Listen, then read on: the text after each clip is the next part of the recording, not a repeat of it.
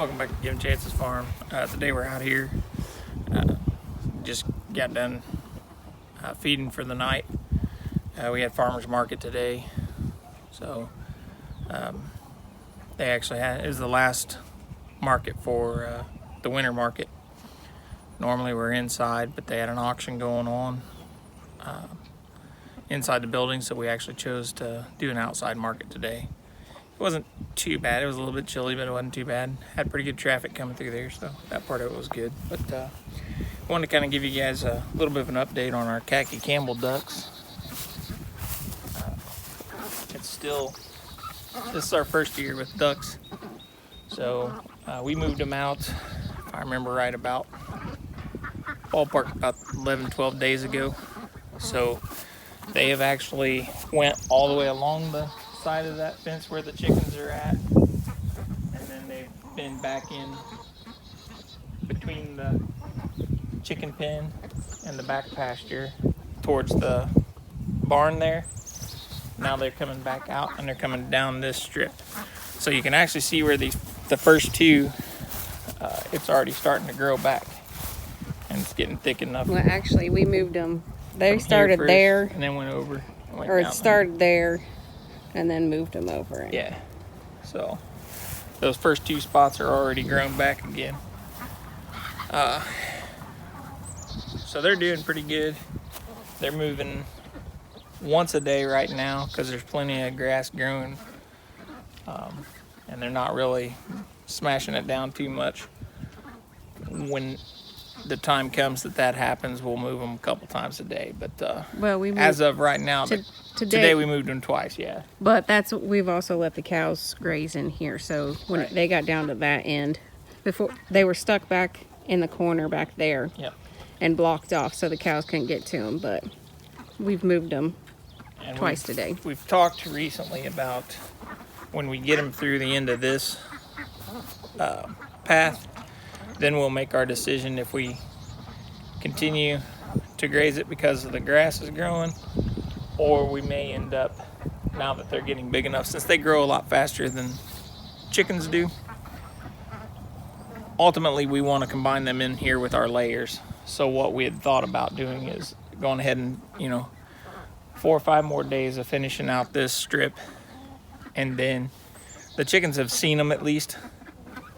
So the next thing is to catch the ducks, put them in a smaller pen long enough to move this A-frame inside the chicken pen, and then we'll put all the ducks in the A-frame again, and we'll move it along through that inside of that pen for a few days at least, letting the chickens come around the outside of it and they can meet through the mesh. And then after we think that they're okay, we'll attempt to let the ducks out in there with us being out here supervising it. And then when they quit trying to fight or anything like that, then we'll actually let them out and bring that A-frame back out of there again. And then they'll just be mixed in with the chickens. That way they can go on and do their thing, and so can the chickens, and everybody will be protected, and we don't have to keep coming out here moving them. So they do like their little water bowl right now. We're basically just using a Fortiflex feed pan as their pond right now for that size. That way we're not taking up too much real estate inside that chicken tractor. So, but maybe if we get them in there with the chickens, they'll kind of learn not to be afraid of us as much. They're still pretty scared of us, even though we come out here and we feed them a couple times a day, make sure they got fresh water, a minimum of 2 times a day right now. With it being cooler, we'll do it more than that once it's warmed up, but hopefully by that time they're in there with the chickens and they got access to fresh water all the time that way. So they're doing pretty good. Like right now you can see the ones bathing. They say there's a difference in their tone between the hens and the drakes. And if that is true, we can tell that supposedly the drake has like a deeper tone to it. When you go to move them, there's at least one in that mix. There's two, I think. Yeah, that stands out to both of us at least. There is a noise that is different than the rest of them. That's more of most of them are more of a high pitched, and then there's one that's pretty deep. They get pretty boisterous when you go over there, and then it takes a few minutes or so, and you to get, like right now I'm over 16 feet away from them, and then they'll get back to kind of doing their own thing. But when you get much closer than this, they go back to huddling up and hide in one of the corners from you. So, and I'm definitely looking forward to hopefully having some hens in that group. That way we can have some duck eggs. Because even though we have chicken eggs, duck eggs are just a little bit different. And because of that we do actually buy a dozen every now and again at the farmer's market from some of the other vendors. That way we still get our chance to have some duck eggs. So until ours start producing. But pretty much that's what's going on for today, at least. It's still shining out, and I've got a little bit of work to do up at the garage that I've been working on some of the wood that we did a video on where Brittany and I painted it to try to dry it out without it cracking. So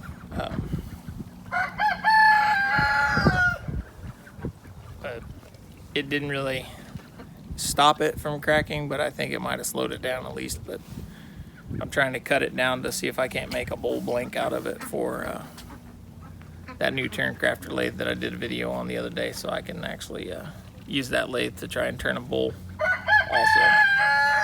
So I guess Waddles is saying hello to everyone several times. But it has yeah, 2 cents in. He's quite boisterous, that's for sure. So, but my thought is we'll start by putting them inside the pen and make sure we keep it a distance away from the fence. That way the chickens can't use it as a mechanism to get across the top of the fence. So far we've been pretty lucky, even though none of their wings have been clipped, but they don't really try to fly and get across the top of that cattle panel. Until now. Yeah, they have. Now that you said yeah, that. we actually have had some of them because that's a used poultry net that's in there, and we don't electrify it. So a few of the stays, the vertical stays, were busted every now and again, and they have tested that part of it, and they'll push against it, and when they find one of them that's busted, they will actually just kind of push and walk through that fence. But they don't really try to go over top of it. And even when they come out, they don't understand how to get back through it. So normally we find them running up and down this side of the fence trying to get back to the rest of the flock. So, and luckily we haven't had any predators right. from above coming down in that time frame when one of them's loose. By themselves, yeah. So the rooster does pretty good with staying with them out here. If Penguin goes in, then Waddles is out here, and vice versa. So if one of the hens is at least out here, then we have one rooster that stays out here with her. I'll kind of get a little bit closer to the ducks and kind of show you how they kind of hurtle over to that other end.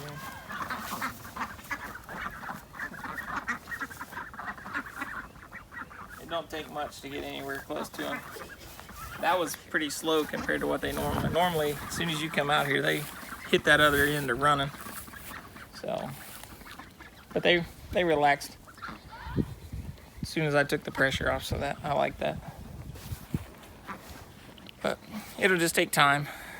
and after a bit of time and them getting used to the routine, they'll settle down. And then, like I said, if we end up moving them in there with the chickens and releasing them in there with the chickens, they'll see the chickens not freaking out when we come up, and then that'll help them kind of understand that it's okay and we're not predators. But they're still young and they just don't understand yet. So, but thanks for spending time with us, guys. Don't forget to like, subscribe, share on social media with all your family and friends, and we'll see you guys on the next one.